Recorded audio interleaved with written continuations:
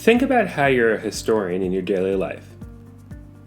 Think about why studying history is important. Is it simply that history tells us what happened so that we can avoid the mistakes of the past? If you've ever been pulled over by the police, you would certainly be more careful driving past the place you were pulled over in the future. You're learning from the past. On the other hand, my cat runs into the kitchen when I open the cabinet where the cat food is kept because, in the past, that's meant that it's dinner time. Is my cat a historian? Clearly, history is something more than personal experience. History is bigger than any single individual. In fact, we usually try to write history from as broad a perspective as possible in order to get an idea of universal human truths, to trace large-scale developments in particular societies, and to answer questions like, how did we get here and where do we go from here? But how do we write about things we don't know about personally? When we historians write history, we use primary sources. These are accounts of what happened that come from the time period in question, preferably eyewitness accounts. Traditionally, these are written sources, that is, documents.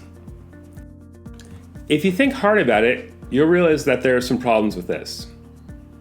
First, anyone writing anything always does so with their own biases.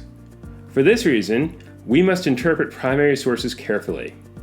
Administrative sources, like tax records and censuses, can allow us to zoom out and get a less biased view. Yet, even the sorts of questions asked in these records can reflect assumptions. We can ask people to specify their race on a census, for example, but that will reflect our culture's idea of race. A lot of what historians do is interpreting bias. Second, not every culture and time period has left us writings. Sometimes cultures didn't have writing. Sometimes these writings were destroyed, as the Spanish did to the Aztec civilization. Does it naturally follow that some cultures don't have history? In order to write the broadest possible history, a true world history, we must expand the idea of a primary source to things like traditional stories, artifacts, artworks, and other things. Now, as your assignment, write down as many primary sources as you can imagine. Try to name at least one from a culture on each continent. Here are some starter ideas. What is a primary source from United States history? What is a primary source from Chinese history? What might a primary source from pre-colonization America or Australia look like? Now imagine that our own society comes crashing down. Be it through a climate disaster, war, or zombie apocalypse doesn't matter. 500 years from now, civilization recovers. Suppose you're a future historian trying to explain what life was like in the early 21st century, the institutions, structures, and systems that shaped our society.